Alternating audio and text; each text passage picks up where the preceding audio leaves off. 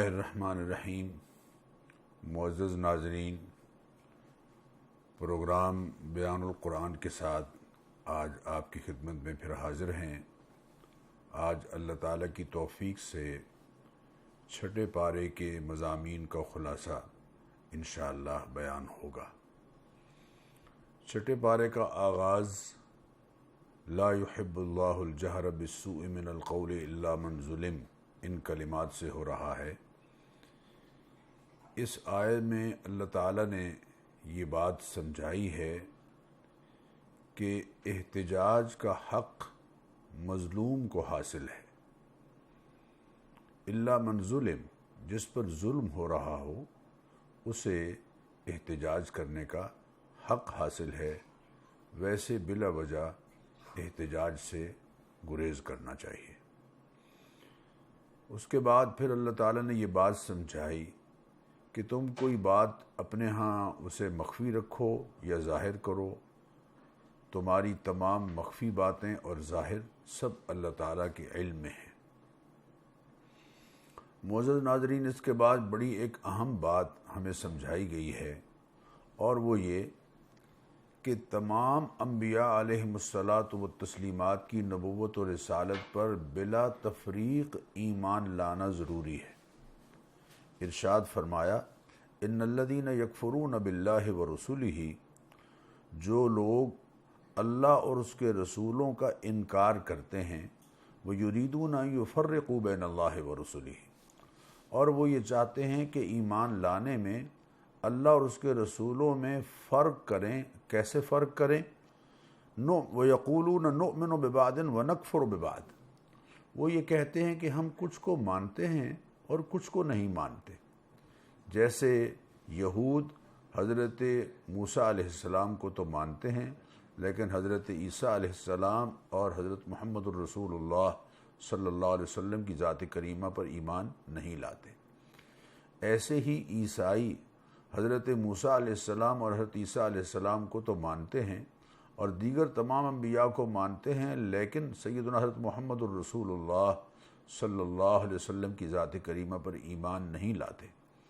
اللہ فرما رہے ہیں، جو یہ کہتے ہیں کہ نؤمن ببعض ونکفر ببعض، ہم کچھ کو مانتے ہیں اور کچھ پر ایمان نہیں لاتے، ویریدون ان یتخذوا بین ذلک سبیلا، اور بیچ کی راہ چاہتے ہیں کہ ہم کوئی ایسی اختیار کریں کہ جو تمام لوگوں کے ہاں قابل قبول ہو۔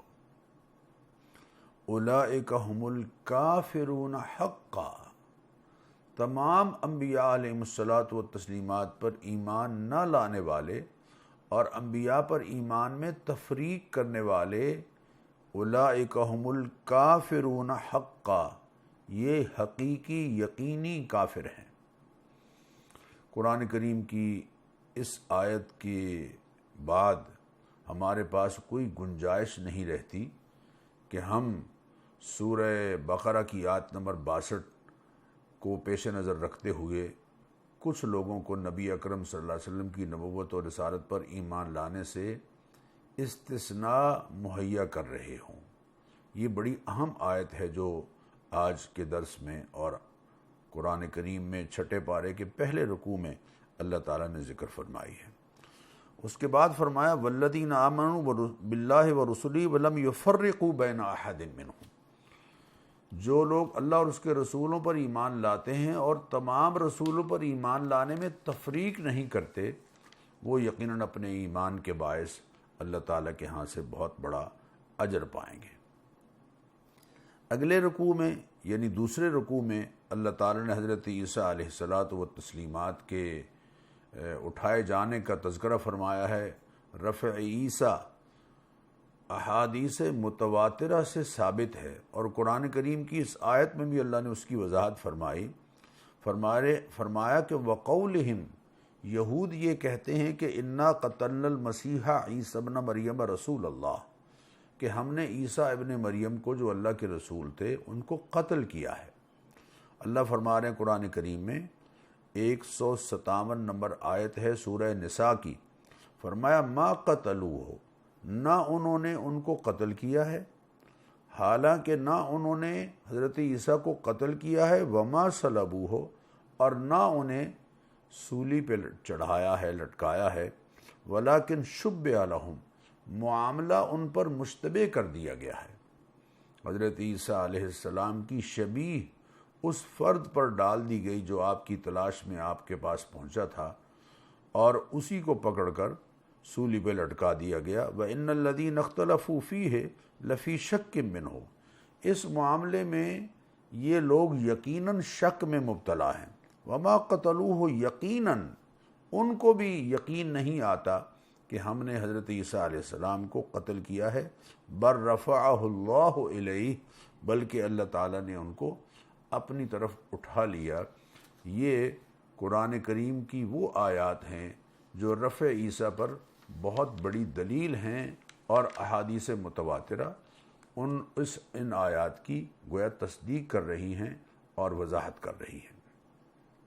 یہود کے ایک برے رویے کا یہ بھی ذکر فرمایا کہ وَأَخْذِهِمُ الرِّبَا وَقَدْ نُهُوا عَنْهُ، وہ سود کھاتے ہیں حالانکہ سود کھانے سے ان کو روکا گیا ہے۔ وَأَكْلِهِمْ أَمْوَالَ النَّاسِ بِالْبَاطِلِ، اور وہ لوگوں کے مال ناجائز طریقوں سے کھاتے ہیں۔ ان برے کرتوتوں کی وجہ سے اللہ تعالیٰ نے ان پر بڑی سزا مسلط فرمائی ہے اور ان کو ملعون قرار دیا ہے، اور ان پر اللہ تعالیٰ کا غضب۔ معزز ناظرین، اگلے رکوع میں اللہ تعالیٰ نے قرآن کریم کی حقانیت کا تذکرہ کرتے ہوئے فرمایا لیکن اللہ یشہد بما انزل الیک انزلہ بعلمہ۔ یہ بڑی اہم بات ہے۔ اللہ فرماتے ہیں لیکن اللہ یشہد بما انزل الیک، اے حبیب جس قرآن کو اللہ تعالیٰ نے آپ کی طرف اتارا ہے، اللہ خود اس بات کی گواہی دیتا ہے کہ انزلہ بعلمہ، اللہ نے اس کو اپنے علم سے اتارا ہے۔ قرآن کریم کی بنیاد علم الہی ہے۔ والملائکۃ یشہدون، اور تمام فرشتے بھی اس کے گواہ ہیں۔ وکفیٰ باللہ شہیدا، اور اللہ تعالیٰ کی گواہی ہی کافی ہے اس بات کے لیے کہ قرآن کریم اللہ کی طرف سے اتاری گئی کتاب ہے۔ اس کے بارے میں کسی طرح کا کوئی شک ذہن میں نہیں ہونا چاہیے۔ اس کے بعد پوری انسانیت کو نبی کریم علیہ الصلاۃ والتسلیمات کی آفاقی نبوت اور رسالت کے بارے میں بتایا گیا کہ یا ایھا الناس، اے لوگو، قد جاءکم الرسول بالحق من ربکم، تمہارے پروردگار کی طرف سے حق لے کر اللہ کے رسول آ چکے ہیں، اور وہ رسول سیدنا حضرت محمد الرسول اللہ صلی اللہ علیہ وسلم کی ذات کریمہ ہے۔ فآمنوا خیر لکم، ان کی ذات عالی پر یعنی ان کی نبوت و رسالت پر ایمان لاؤ، اسی میں تمہارے لیے بہتری ہے۔ اور خاص طور پر اہل کتاب سے فرمایا گیا یا اہل الکتاب لا تغلوا فی دینکم، اے یہود و نصارہ اپنے دین میں مبالغہ مت کرو، غلو سے کام نہ لو۔ کیسے غلو سے کام لے رہے ہیں؟ کہ تم یہ کہتے ہو کہ عیسیٰ علیہ السلام اللہ تین میں سے تیسرے الہ ہیں، یعنی لا تقولوا ثلاثہ، مت کہو کہ یہ الہ تین ہیں، انتہوا خیر لکم، اس سے باز آ جاؤ، انما اللہ الہ واحد، الہ صرف ایک ہے اور وہ اللہ تعالیٰ کی ذات کریمہ ہے۔ سبحانہ ان یکون لہ ولد، وہ اس بات سے پاک ہے کہ اس نے کسی کو اپنا بیٹا بنایا۔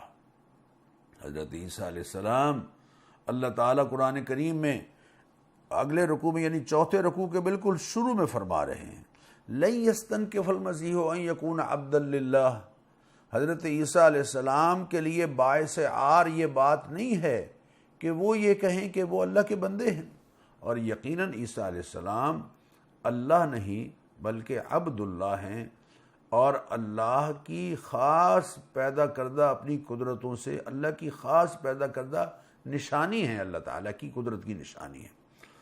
پھر انسانوں کو خطاب کرتے ہوئے فرمایا یا ایھا الناس، اے لوگو، قد جاءکم برہان من ربکم، تمہاری جانب اللہ تعالیٰ کی طرف سے روشن دلیل آ چکی ہے، اور وہ روشن دلیل کون ہیں؟ سیدنا حضرت محمد الرسول اللہ صلی اللہ علیہ وسلم۔ خود نبی اکرم صلی اللہ علیہ وسلم نے فرمایا کہ من اطاع محمدًا فقد اطاع اللہ، جس نے محمد صلی اللہ علیہ وسلم کی اطاعت کی اس نے اللہ کی اطاعت کی۔ ومن عصا محمدً فقد عصى اللہ، اور جس نے محمد صلی اللہ علیہ وسلم کی نافرمانی کی اس نے اللہ کی نافرمانی کی۔ ومحمد فرق بین الناس، اور محمد صلی اللہ علیہ وسلم کی ذات کریمہ حق اور باطل کے درمیان فرق ہیں، برہان ہیں۔ سورہ نساء کے بالکل آخری آیت میں اللہ تعالیٰ نے اس شخص کی میراث بیان فرمائی ہے جس کی کوئی اولاد نہ ہو اور اس کے ماں باپ بھی نہ ہوں، بلکہ اس کی بیوی بھی نہ ہو، بیوی پہلے فوت ہو چکی ہو یا ویسے سرے سے اس کی شادی نہ ہوئی ہو، اس کو کلالہ کہتے ہیں۔ اللہ تعالیٰ ارشاد فرماتے ہیں ان امرؤ ہلک لیس لہ ولد ولہ اخت، اگر کوئی آدمی فوت ہوا ہے اور اس کی کوئی اولاد نہیں ہے، ایک بہن ہے صرف اور کوئی رشتہ دار نہیں ہے، یعنی خونی یعنی بھائی نہیں ہے، ماں باپ نہیں ہیں، تو اس بہن کو ساری میراث کا آدھا مل جائے گا، اور اگر دو بہنیں ہیں تو یا اس سے زیادہ ہیں تو 2/3 مل جائے گا، اور اگر بھائی بھی ہیں اور بہنیں بھی ہیں تو پھر بھائیوں کو 2 حصے اور بہن کو 1 حصہ، اور اگر بہن فوت ہو جائے اور بھائی ہے وراثت میں اور کوئی بھی نہیں ہے تو ساری کی ساری وراثت بھائی کو مل جائے گی۔ یہ بات اللہ تعالیٰ ارشاد فرما رہے ہیں یبین اللہ لکم ان تضلوا، اللہ تعالیٰ نے اپنے احکام اس لیے بیان کر دیے ہیں تاکہ تم کہیں بھٹکتے نہ پھرو۔ معزز ناظرین، اب ہم سورہ مائدہ کا مطالعہ شروع کر رہے ہیں۔ سورہ مائدہ بڑی اہم سورت ہے۔ سیدنا عمر رضی اللہ تعالیٰ عنہ فرمایا کرتے تھے کہ مسلمانوں اپنے مردوں کو سورہ مائدہ سکھاؤ اور اپنی عورتوں کو سورہ نور سکھاؤ۔ سورہ مائدہ میں بڑے احکام ہیں، اس کی 120 آیات ہیں اور اس کے 16 رکوع ہیں۔ مائدہ کے معنی دسترخوان کے ہیں، اور چونکہ اس کے بالکل آخر میں یہ لفظ مائدہ آیا ہے، پوری سورت کا نام ہی سورہ مائدہ ہے۔ آغاز میں اللہ تعالیٰ نے اہل ایمان کو خطاب کرتے ہوئے فرمایا کہ یا ایھا الذین آمنوا اوفوا بالعقود، اے ایمان والو اپنے وعدوں کو پورا کرو۔ وعدے جو تم نے اللہ سے کیے ہیں، وعدے جو تم نے اور دوسرے انسانوں سے کیے ہیں، وعدے جو تم نے اپنی ذات سے کیے ہیں، تمام وعدوں کو بشرطے کہ اپنی ذات سے یا افراد سے کیے ہوئے وعدے جائز وعدے ہوں۔ اللہ سے تو یقینی بات ہے جائز ہی وعدہ ہوگا، لیکن انسانوں کے ساتھ جو وعدے ہیں یا اپنی ذات کے ساتھ کوئی وعدہ ہے قسم اٹھا کر اس وعدے کو پختہ کیا گیا ہے، تو اگر وہ جائز ہیں تو اوفوا بالعقود، ان وعدوں کو پورا کرو۔ حضور اکرم صلی اللہ علیہ وسلم نے فرمایا لا دین لمن لا عہد لہ، جس کو اپنے وعدے کا پاس نہیں اس کے دین کا کوئی اعتبار نہیں۔ تو اول تو وعدہ کیا ہی نہ جائے، اور اگر کریں تو پھر اس کو اگر جائز وعدہ کیا ہے تو اس کو پورا کرنے کی کوشش کریں۔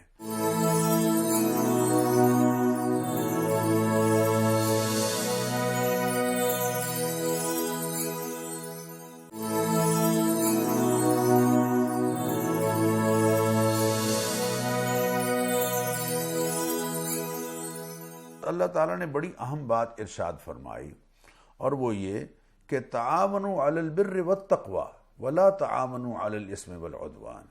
دیکھو، نیکی اور تقوی کی بنیاد پر ایک دوسرے کی مدد کرو، تعاون کرو، لیکن گناہ اور سرکشی میں ایک دوسرے کی مدد سے گریز کرنا ہے۔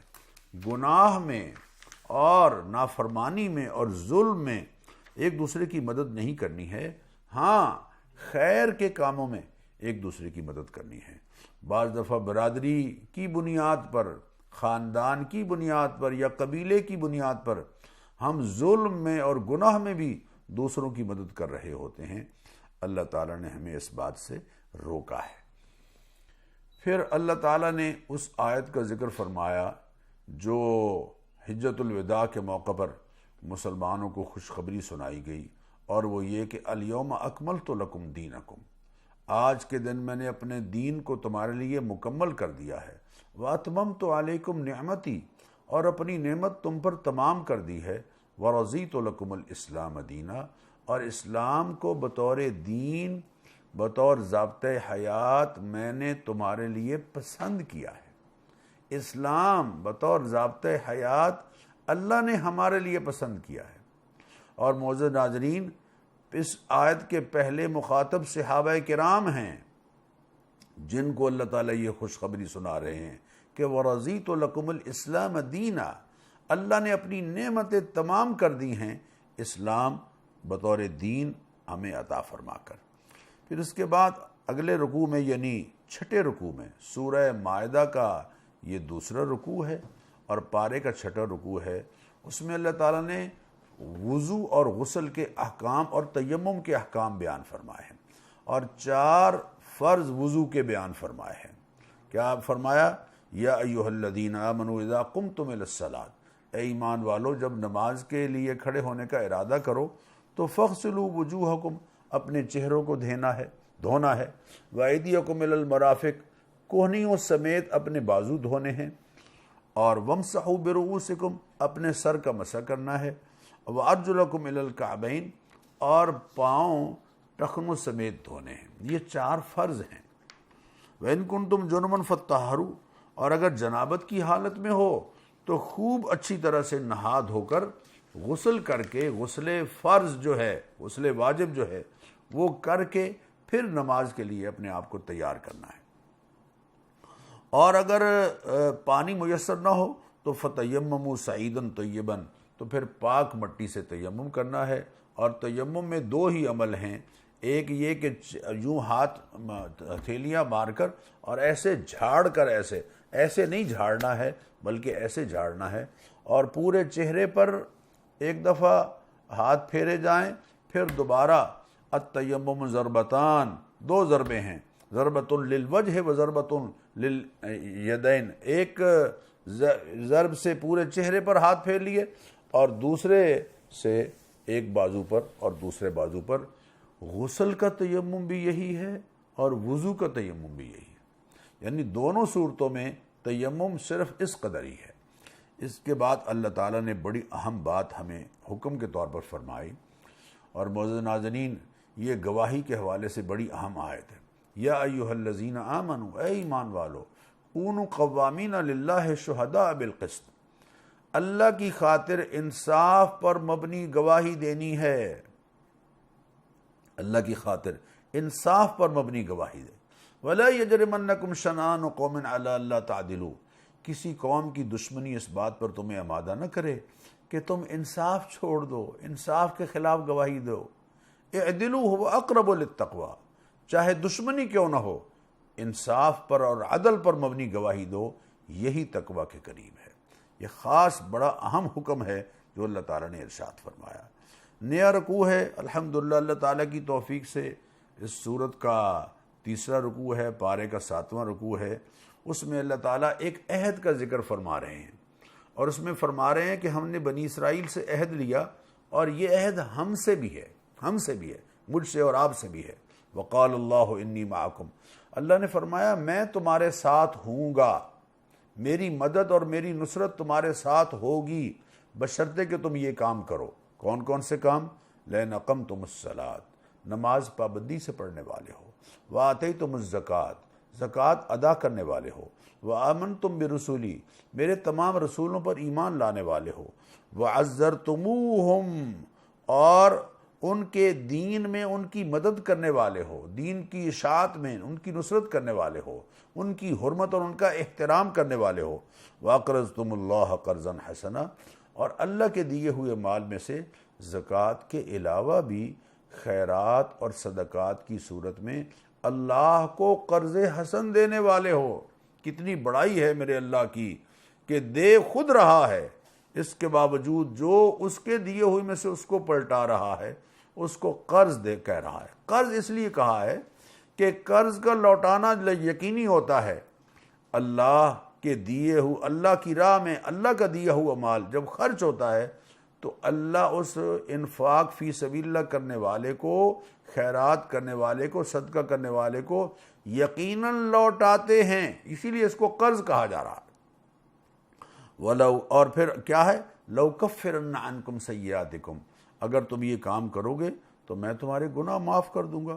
وَلَأُدْخِلَنَّكُمْ جَنَّاتٍ تَجْرِي مِن تَحْتِهَا الْأَنْهَارُ، اور تمہیں جنتوں میں داخل کروں گا۔ گویا جنت میں داخلہ اور گناہوں کی معافی کے لیے یہ عہد جو اللہ سے ہم کر رہے ہیں اس کو پورا کرنا بہت ضروری ہے۔ معزز ناظرین، سورہ مائدہ میں اللہ تعالیٰ نے یہود و نصارہ کے ایک بہت غلط اور باطل خیال کی بھی تردید فرمائی ہے، رد کیا ہے۔ وقالت الیہود والنصارى نحن ابناء اللہ واحباؤہ۔ یہود و نصارہ یہ کہا کرتے تھے کہ ہم اللہ کے بیٹے ہیں، چہیتے ہیں اور اس کے محبوب ہیں۔ چونکہ ہم انبیاء کی اولاد ہیں لہذا ہم جو مرضی کرتے پھریں، ہمیں کوئی پوچھنے والا نہیں۔ اللہ تعالیٰ فرما رہے ہیں قُلْ فَلِمَ يُعَذِّبُكُمْ بِذُنُوبِكُمْ، پھر یہ تو بتاؤ کہ تمہارے گناہوں کی وجہ سے تمہیں کیوں عذاب مل رہا ہے۔ بل انتم بشر ممن خلق، تم بھی ایسے ہی انسان ہو، اللہ کی مخلوق جیسے کہ دوسرے انسان ہیں۔ انبیاء کی اولاد ہونا یہ نسبت اگرچہ ایک اعزاز ہے، لیکن اس کا یہ مطلب نہیں کہ تم برے اعمال کرتے رہو اور تمہاری گرفت نہ ہو۔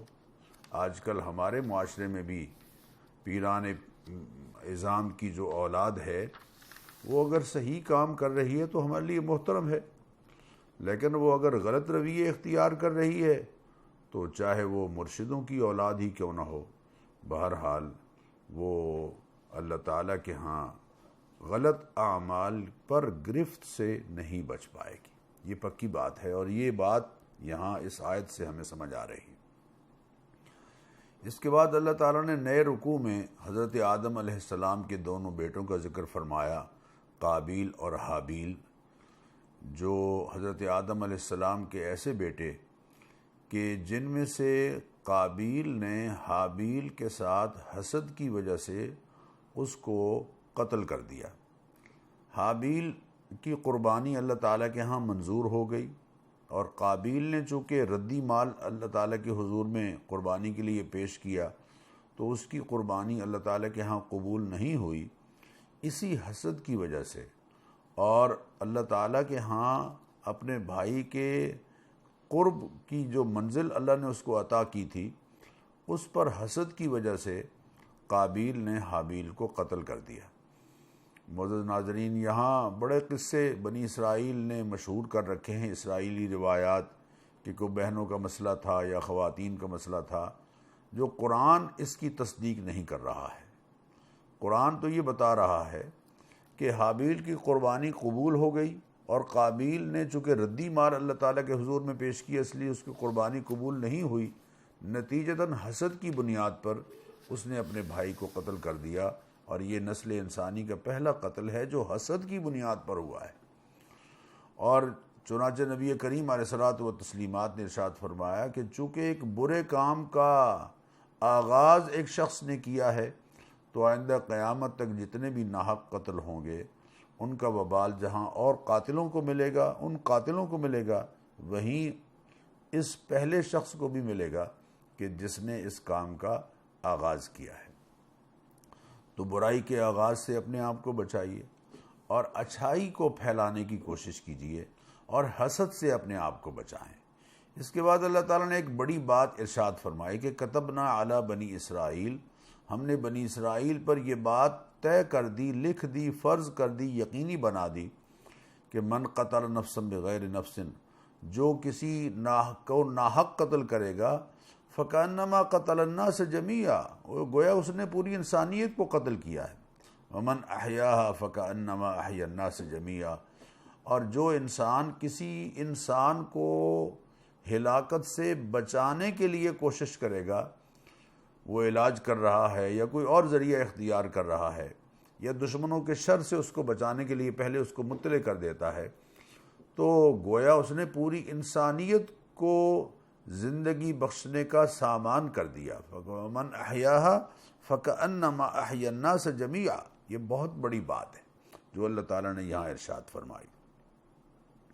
اس کے بعد پھر اللہ تعالیٰ یہ بات سمجھا رہے ہیں کہ جو ڈاکو معاشرے میں قتل کو رواج دیتے ہیں، لوگوں کی چیزوں کو غصب کرتے ہیں، زمین میں فساد پھیلاتے ہیں، ان کے لیے عام مجرموں سے زیادہ کڑی سزا ہے، ان یقتلوا او یصلبوا، بہت کڑی سزا ہے جو اللہ تعالیٰ نے یہاں بیان فرمائی ہے۔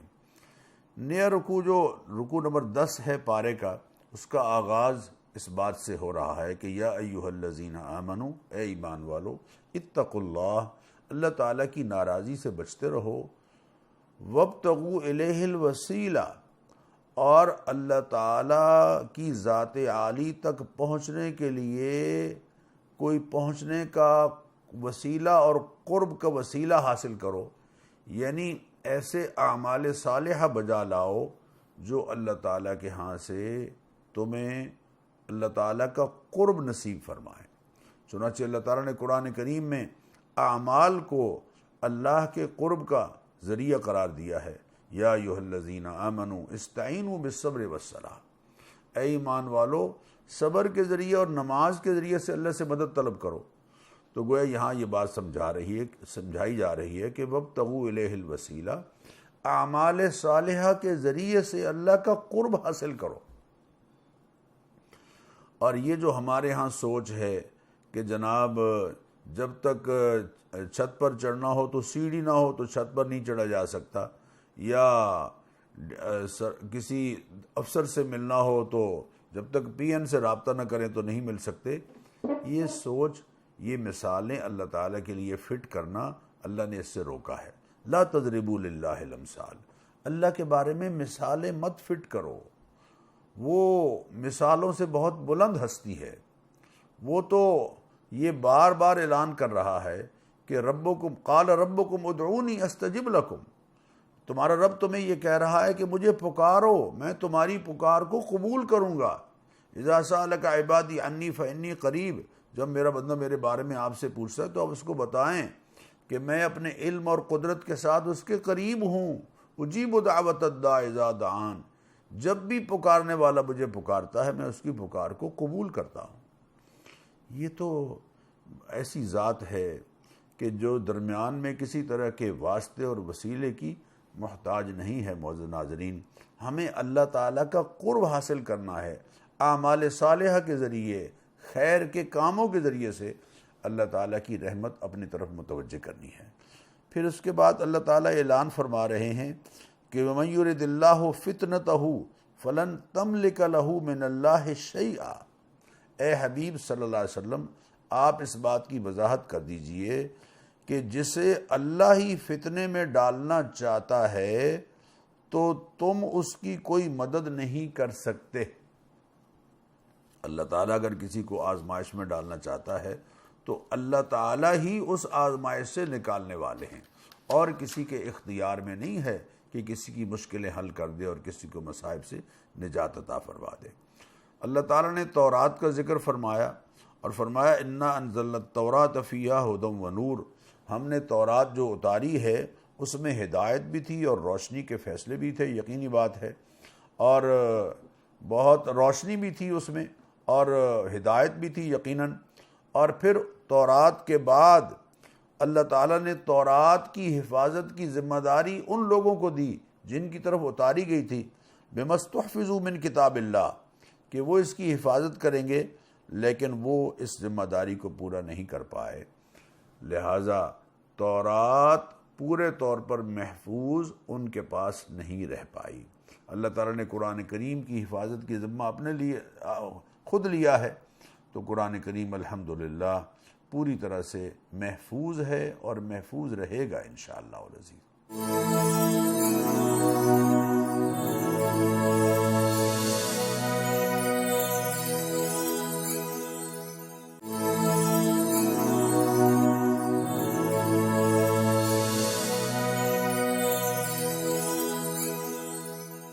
تین مقامات پر اللہ تعالیٰ نے فیصلے کے بارے میں فرمایا کہ وَمَن لَّمْ يَحْكُم بِمَا أَنزَلَ اللَّهُ، جو اللہ تعالیٰ کی طرف سے اتارے گئے احکام کی روشنی میں فیصلہ نہیں کرتا، پہلے کہا فَأُولَٰئِكَ هُمُ الْكَافِرُونَ، وہ کافر ہے، پھر فرمایا فَأُولَٰئِكَ هُمُ الظَّالِمُونَ، وہ ظالم ہے، پھر فرمایا وَأُولَٰئِكَ هُمُ الْفَاسِقُونَ، وہ بدکار ہے۔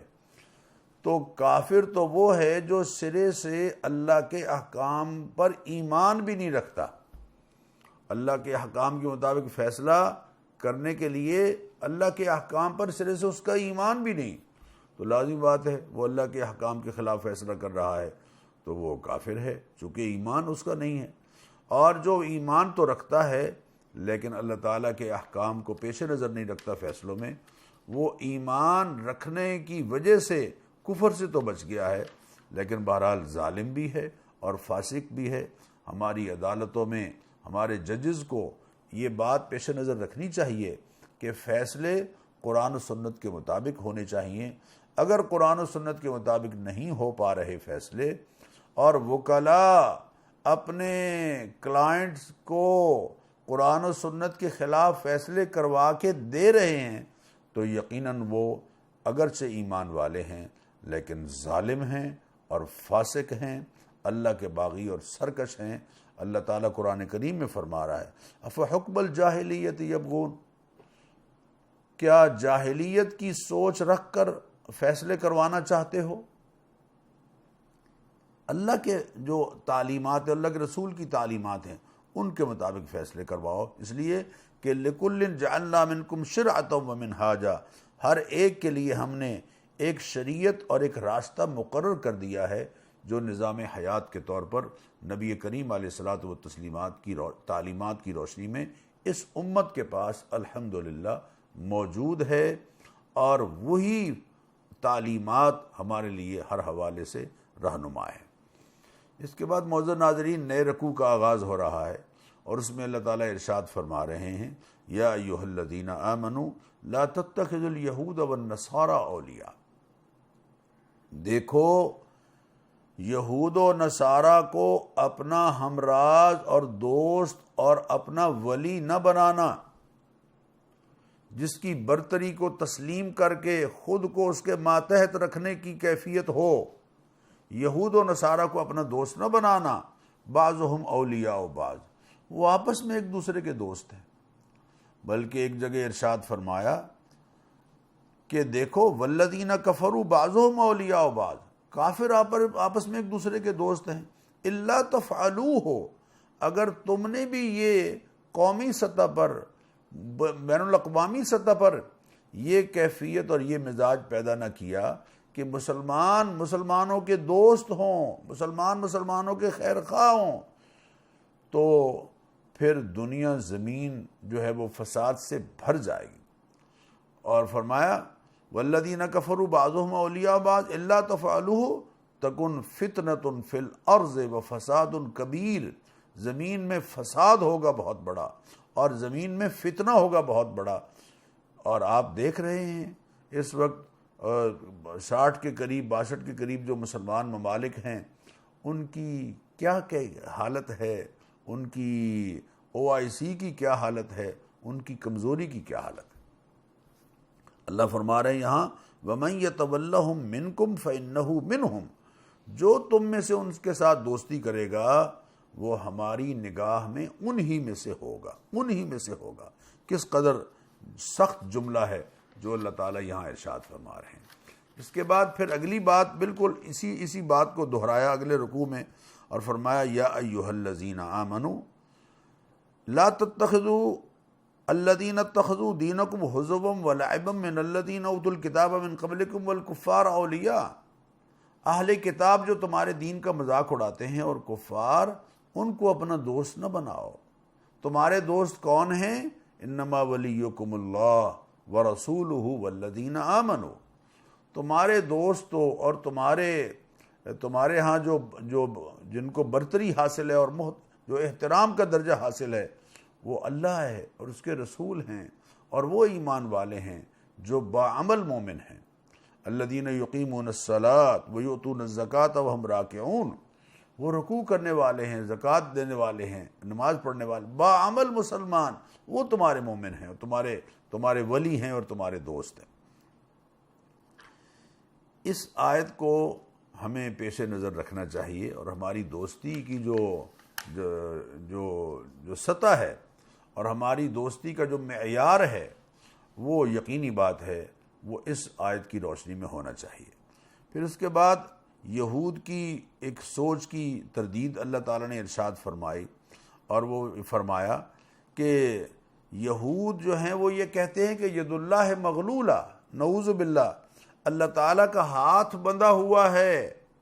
جب یہود سے یہ کہا گیا کہ اللہ کی راہ میں خیرات کرو تو وہ کہنے لگے کہ ان اللہ فقیر ونحن اغنیاء، اس کا مطلب یہ ہے کہ اللہ فقیر ہے اور ہم غنی ہیں۔ تو اور اللہ تعالیٰ نے نعوذ باللہ اپنا ہاتھ باندھ رکھا ہے، وہ خیرات نہیں کر رہا۔ اللہ فرماتے ہیں بل یداہ مبسوطتان، اللہ کے تو دونوں ہاتھ کھلے ہوئے ہیں۔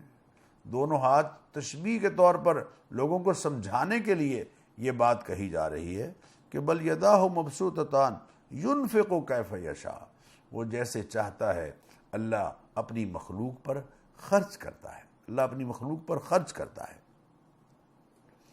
نئے رکوع کا آغاز ہو رہا ہے اور اس میں اللہ تعالیٰ ارشاد فرما رہے ہیں، بلکہ نئے رکوع سے پہلی جو آیت ہے وہ ہم سب کے لیے بہت غور طلب ہے۔ اللہ فرماتے ہیں لو انہم اقاموا التوراۃ والانجیل وما انزل الیہم من ربہم لاکلوا من فوقہم ومن تحت ارجلہم، کہ لوگ اگر اللہ تعالیٰ کی طرف سے اتارے گئے احکام اور اللہ تعالیٰ کی طرف سے اتاری گئی وحی کی روشنی میں اپنا نظام حیات اس کو قائم کر لیں اور اللہ تعالیٰ کے دیے گئے احکام کو اپنے ملکوں میں اور اپنی ملتوں میں اور اپنے بستیوں میں نافذ کر لیں، لَأَكَلُوا مِن فَوْقِهِمْ وَمِن تَحْتِ أَرْجُلِهِمْ، تو ہم ان کو اوپر سے بھی کھلائیں گے اور نیچے ان کے قدموں کے نیچے جو زمین ہے وہ بھی اپنی زرخیزی کے ساتھ ان کے لیے ہموار ہوتی چلی جائے گی۔ لیکن اللہ کا نظام اگر دنیا میں قائم ہوگا تو یہ ساری برکتیں حاصل ہوں گی، یہ بات اللہ تعالیٰ ہمیں سمجھا رہے ہیں۔ نہیں ہو رہا تو یقینی بات ہے ان برکات سے ہم محروم ہیں۔ پھر نبی کریم علیہ الصلاۃ والتسلیمات کو اللہ تعالیٰ خطاب فرما رہے ہیں کہ یا ایھا الرسول، اے رسول صلی اللہ علیہ وسلم، بلغ ما انزل الیک من ربک، آپ پہنچائیے اس کو جو آپ کی پروردگار نے آپ کی طرف نازل کیا ہے، آپ حق کے تبلیغ ادا کیجئے۔ وَإِن لَّمْ تَفْعَلْ، اور اگر آپ نے ایسا نہ کیا، فما بلغت رسالتہ، تو پھر آپ پیغمبری کا جو حق ہے وہ سر انجام نہیں دے رہے، وہ ادا نہیں کر رہے۔ پھر عصمت سید کائنات صلی اللہ علیہ وسلم کا ذکر کرتے ہوئے فرمایا واللہ یعصمک من الناس، اے حبیب انسانوں سے آپ کو ہم بچائیں گے، انسانوں سے آپ کی عصمت اور آپ کا دفاع ہم کریں گے۔ چنانچہ قرآن کریم اس بات کا گواہ ہے کہ جگہ جگہ اللہ تعالیٰ نے حضور اکرم صلی اللہ علیہ وسلم کو جو کفار نے بات کہی، اللہ نے اس کا جواب خود دیا۔ ابو لہب نے کہا اے محمد نعوذ باللہ تیرا ہاتھ ٹوٹ جائے، اللہ نے فرمایا تبت یدا ابی لہب وتب، ابو لہب تیرے دونوں ہاتھ ٹوٹ جائیں۔ کافروں نے کہا کہ آپ رسول نہیں ہیں، اللہ نے فرمایا یاسین والقرآن الحکیم انک لمن المرسلین، ہمیں قسم ہے قرآن حکیم کی کہ آپ رسول ہیں۔ تو اللہ تعالیٰ اپنے حبیب کریم علیہ الصلوۃ والتسلیمات کا دفاع خود کرنے والے ہیں۔ اس کے بعد پھر اللہ تعالیٰ نے بہت بڑی اہم بات سمجھائی جو میں پہلے بھی ذکر کر چکا ہوں، سورہ بقرہ کی آیت نمبر 62 میں، یہاں دوبارہ سورہ مائدہ کی آیت نمبر 69 میں اسی بات کا ذکر کیا۔ اللہ تعالیٰ فرما رہے ہیں ان الذین آمنوا والذین ہادوا والنصارى والصابئین من آمن باللہ والیوم الآخر وعمل صالحا فلا خوف علیہم ولا هم یحزنون۔ معزز ناظرین، اس آیت میں دونوں مقامات پر ایمانیات کا ذکر نہیں ہے، یعنی ان چیزوں کا ذکر نہیں ہے کہ جن پر ایمان لانا ضروری ہے، کہ لوگ رسالت محمدی پر ایمان کو درمیان میں سے نکال دیں۔ سن لیجئے، یہاں ایمانیات کا ذکر نہیں ہے، وہ چیزیں کہ جن پر ایمان لانا ضروری نہیں ہے، یہ آیت ان کو بیان نہیں کر رہی۔ یہ آیت تو یہود و نصارہ کے اس غلط خیال اور باطل سوچ کی نفی کر رہی ہے جس میں وہ یہ کہتے تھے کہ ہم چونکہ اللہ تعالیٰ کے قریبی ہیں لہذا ہمارے لیے بخشش ہے۔ اللہ فرماتے ہیں کہ یہ نسب کا رشتہ، یہ نسبی تفاخر، یہ پراؤڈنس جو تمہیں تو انبیاء کی اولاد ہونے کے حوالے سے ہے، اس کو ذہن میں مت رکھو۔ جو بھی اعمال بجا لائے گا اللہ تعالیٰ کی ذات عالی کے حضور پیش ہوگا، اس کے لیے نجات ہے۔ وقت کے نبی حضرت موسیٰ علیہ السلام پر ایمان لانے والے اس وقت کے یہود، وقت کے نبی حضرت عیسیٰ علیہ السلام پر ایمان لانے والے اس وقت کے نصارہ، اور وقت کے ایک نبی حضرت شیس علیہ السلام پر ایمان لانے والے اور ان کی تعلیمات کو بعد میں بگاڑ کر کواکب پرست بن جانے والے، یہ سائبین، یہ سابی اور ایمان لانے والے حضور اکرم صلی اللہ علیہ وسلم کی ذات کریمہ پر سب کو یہ کہا جا رہا ہے کہ دیکھو اعمال صالحہ کی بنیاد پر نجات ہونی ہے، ایمان کی بنیاد پر نجات ہونی ہے، لیکن ایمانیات کا تذکرہ ہم یہاں نہیں کر رہے ہیں۔ اس کے بعد حضرت عیسیٰ علیہ السلام کے بارے میں اللہ تعالیٰ نے وضاحت فرمائی کہ لوگ جو ان کو الہ کہتے ہیں وہ بھی غلط ہیں، جو ان کو تین میں سے تیسرا کہتے ہیں وہ بھی غلط ہیں۔ بل مسیح ابن مریم الا رسول، عیسیٰ ابن مریم سوائے اس کے اور کچھ نہیں کہ وہ اللہ تعالیٰ کے ایک رسول ہیں۔ قد خلت من قبلہ الرسل، ان سے پہلے بھی رسول گزرے ہیں۔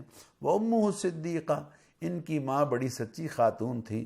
کانا یاکلان الطعام، یہ دونوں کھانا کھاتے تھے، اور جو کھانا کھاتا ہو پھر کھانا ہضم بھی کرتا ہو اور اس کو کھانے کی احتیاج ہو اور اس کے پینے کی احتیاج ہو، وہ اور سب کچھ ہو سکتا ہے لیکن اللہ نہیں ہو سکتا۔ معزز ناظرین، جو محتاج ہے وہ مختار نہیں ہے، وہ محتاج ہے۔ اللہ کسی طرح کے نقص سے اور کسی طرح کی کمی سے اور کسی کی طرح کے احتیاج سے پاک ہے ناظرین۔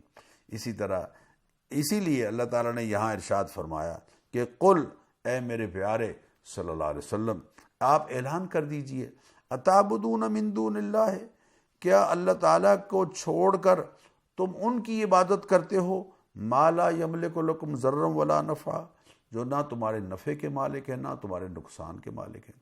نفع نقصان کا مالک صرف اللہ تعالیٰ ہے اور یقیناً اللہ تعالیٰ ہے۔ اور ناظرین، سب سے آخری جو رکوع ہے اس چھٹے پارے کا، اس میں بہت غور طلب ایک بات ہے۔ اللہ تعالیٰ نے دو انبیاء علیہ السلام، ایک حضرت داؤد علیہ السلام اور دوسرے حضرت عیسیٰ علیہ السلام، ان دونوں کی زبان سے بنی اسرائیل پر لعنت کی ہے۔ لعن الذین کفروا من بنی اسرائیل علی لسان داؤد و عیسی ابن مریم، داؤد علیہ السلام اور عیسیٰ ابن مریم کی زبانی بنی اسرائیل پر لعنت ہوئی۔ کیوں لعنت ہوئی؟ یہ ذرا توجہ سے سنیے، اور خدا نخواستہ اگر ہمارے اندر بھی آج یہ کمی ہے تو یہ لعنت یقینی بات ہے ہم پر بھی پڑ جائے گی۔ وہ کیا ہے؟ ذالک بما عصوا، وہ گناہوں میں سرکش ہو گئے تھے، گناہ پر جرت یہ اللہ کو پسند نہیں۔ وکانوا یعتدون، حد سے بڑھ جاتے تھے۔ کانوا لا یتناہون عن منکر فعلوہ، یہ ہے ایک دوسرے کو برے کام سے روکتے نہیں تھے، ایک دوسرے کو کسی برے کام سے منع نہیں کرتے تھے۔ لا یتناہون عن منکر فعلوہ لبئس ما کانوا یفعلون، یہ بہت بری بات ہے جو اپنے مزاج میں انہوں نے داخل کر لی تھی، یہ بہت بری بات ہے۔ تو کسی برے کام کو اپنے سامنے ہوتے دیکھنا، اس کا رد کرنا ہم پر لازم ہے۔ حضور اکرم صلی اللہ علیہ وسلم نے فرمایا، من رآ منکم منکرا فلیغیرہ بیدہ، جو تم میں سے کوئی برائی دیکھے اس کو اپنے ہاتھ سے روکے۔ حکمرانوں کا فرض ہے کہ اپنے ہاتھ سے روکے، قانون نافذ کرنے والے ادارے ہاتھ سے روکیں گے۔ فإن لم يستطع فبلسانہ، اور اگر اتنا نہیں کر سکتا تو اپنی زبان سے روکے۔ یہ فرض علماء کا ہے کہ وہ زبان سے روکیں۔